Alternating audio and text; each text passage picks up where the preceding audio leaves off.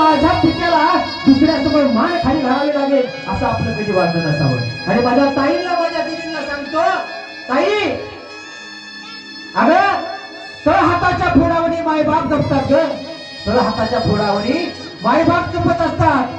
आणि आपण वयात आल्यानंतर 18 वर्षाचं होतो पुढं नाही तर त्याच पित्यावर वीस करायला उभा राहतो आपल्या मनात.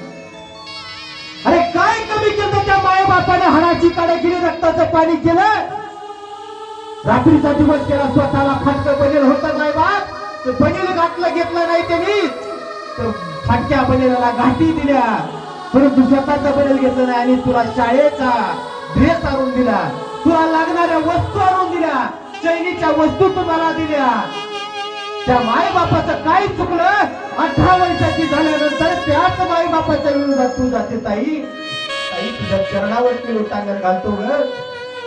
अगं एखाद्या पोलीस स्टेशनला जर गेलं मायबाप, तुम्ही आता जाऊन पहा की सत्य परिस्थिती आहे. एखाद्या पोलीस स्टेशनला जाऊन पहा, एखाद्या कोपऱ्यात झाडाखाली बाप खाली मान घालून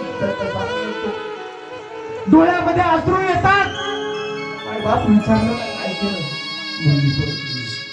न विचार आज तिनंच केस केली, माझ्या अंगाला हात लावायचा नाही, मी 18 वर्षाची झाले, माझे निर्णय मी घेईल.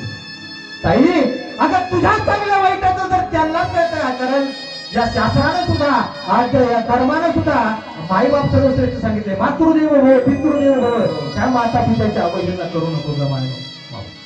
म्हणून तुमच्या चरणावरती लोटांगण घालून सांगतो मायबाप, ताई या आई बापाच्या डोळ्यात पाणी येईल असं कोणी वागू नका. ते तुमचं हितच पाहत असतात, त्यांना करायचंय तरी काय हो दुसरं, लेकुराचे हित हे माऊलीचे चित्त.